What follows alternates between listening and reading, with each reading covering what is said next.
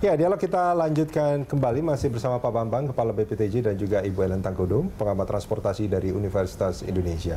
Pak Bambang, ini kalau kita melihat, ini bukannya mau nyalah-nyalahin mobil sama motor ya, tapi kalau yang paling banyak bikin macet di Jabodetabek ini yang mana, Pak?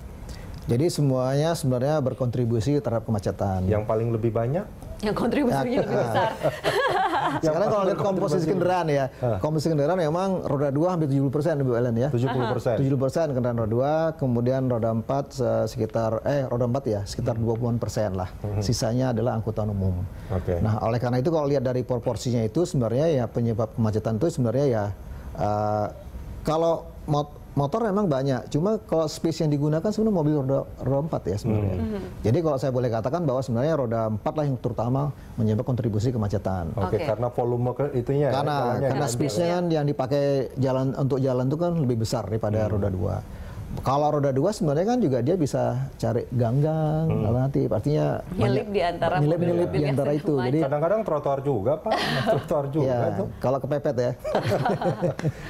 Nah, dengan situasi yang seperti itu, target 60% ini dari pengguna sepeda motor atau pengguna mobil pribadi yang ditargetkan untuk ya, jadi seperti yang sampaikan oleh Bu Ellen tadi bahwa kita punya KPI modal share 60%. Sekarang itu udah nyampe hampir 30 Bu Ellen. Hampir 30. Dari 20 Pak, dari 20 tahun 2014-an sekarang hampir 30. Nah, 10 tahun kita harus capai 60%. Ini PR yang cukup berat sebenarnya, tapi kita harus optimis.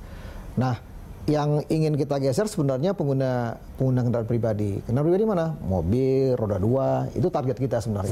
Sama kita target. Kita supaya shifting dia menggunakan angkutan umum. Saya kebayangnya begini sih Pak, misalnya jangan sampai ini semua sudah dibangun, terus kemudian nanti ternyata bus-busnya ataupun juga keretanya itu kosong seperti itu, karena tetap orang nggak ada yang beralih di situ. Nah, apa yang kemudian terpikir cara yang benar-benar bisa untuk meyakinkan masyarakat untuk beralih? Ya, di dalam ilmu transportasi sebenarnya ada yang disebut dengan pull dan push ya. Pull itu menyediakan prasarana, menyediakan sarana. Tetapi kalau hanya pull, tidak ada pushnya, dia tidak akan shifting. Oleh karena itu perlu push. Nah, kebijakan push macam-macam. Ya, pertama apa? Misalnya contoh yang sudah kita lakukan, misalnya ganjil genap itu kebijakan push.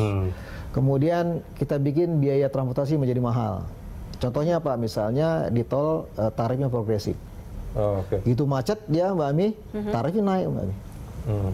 Kemudian di jalan non tol juga bisa namanya ERP, electronic pricing, ya kan? Atau yang paling gampang sih sebetulnya itu naikin bahan bakar minyak aja 2 kali lipat, Pak. Bisa, selesai. betul. Satu saat nanti kami dari transportasi harus memberi kontribusi masukan terhadap kenaikan harga bahan bakar misalnya. Itu kan. Kemudian juga apa? Misalnya perparkiran, ya kan? Parkir di Jakarta harus kita naikkan sampai sehingga memang transport cost itu terasa mahal buat masyarakat. Tapi kalau kenaikan harga BBM kayaknya bukan pilihan ya Pak ya? Karena itu ada di sektor lain. Saya tidak mau campur sektor lain. Saya benahin dulu. Kemana-mana nanti. Setelah transportasi beres, masih belum nendang juga istilahnya, baru kita ikut membenahi sektor yang lainnya gitu.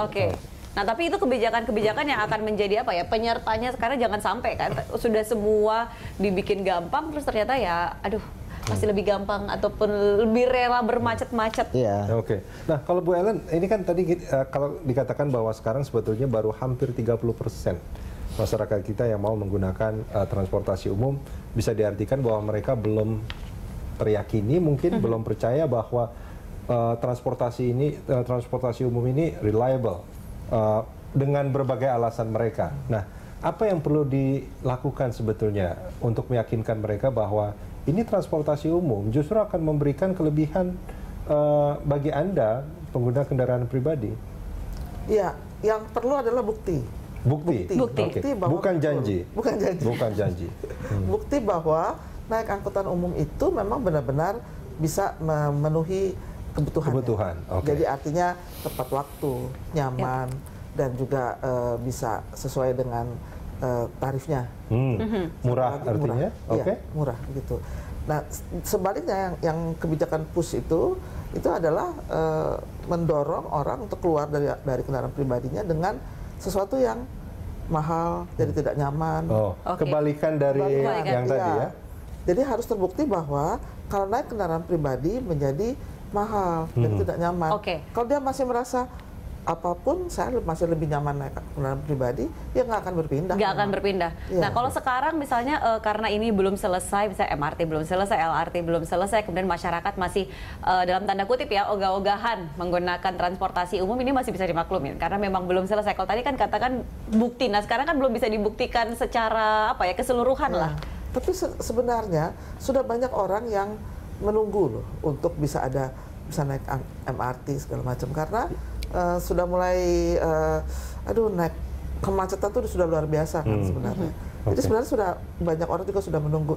Benar nggak sih ini kalau naik MRT nanti integrasinya bagus? Jadi masyarakat lagi wait and see. Iya, sebetulnya banyak yang lagi pengen nyobain MRT juga. Oh iya benar-benar. Mumpung masih gratis. Mumpung masih gratis.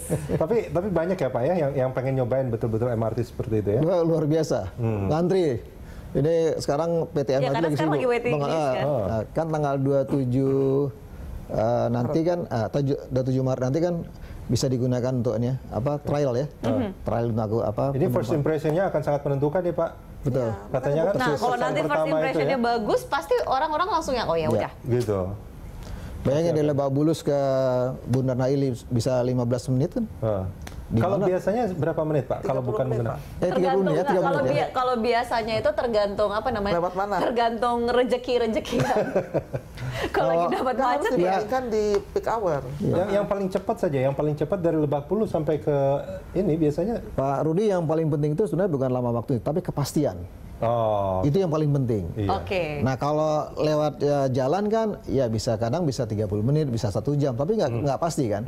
Kalau naik MRT kan pasti 3 menit pasti nyampe ya Bu Ilan ya di Bundaran HI. Itu yang paling penting. Nah itu dia seperti yang tadi saya bilang gitu. Dulu saya kan juga pakai busway gitu ya, tapi sekarang memang agak jarang sih Pak, terus terang. Karena suka dikecewakan sama. Iya, nungguin datangnya jam berapa nggak jelas gitu ya. Oh ini kita harus mohon maaf nih sama Mas Rudi nih. Kita perbaiki ke depan. Sudah dimaafkan kok Pak.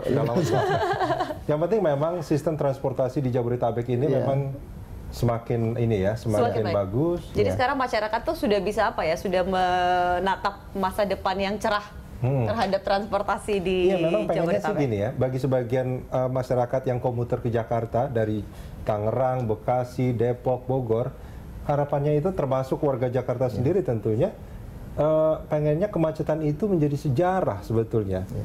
Begitu nggak sih Bu? Kira-kira ya? Kemacetan itu harusnya menjadi sejarah, bukan jadi cerita masa lalu ya. Cerita masa lalu betul. Jangan menjadi cerita masa kini. Sekarang ini kita menjadi kota termacet ketiga di dunia. Di dunia? Di dunia. Mudah-mudahan nggak kayak Bangkok. Dulu katanya kalau di Bangkok ini ya Bu ya, bawa pispot mobil ya. Beberapa tahun yang lalu itu katanya harus sampai bawa pispot. Itu akan menjadi wajah Jakarta yang lama atau wajah Jabodetabek yang lama. Kalau sekarang kita bawa botol aqua. Oke. Saya tunggu. Baik, terima kasih Pak Bambang, terima kasih juga Bu Ellen sudah hadir bersama kami di Lunch Talk.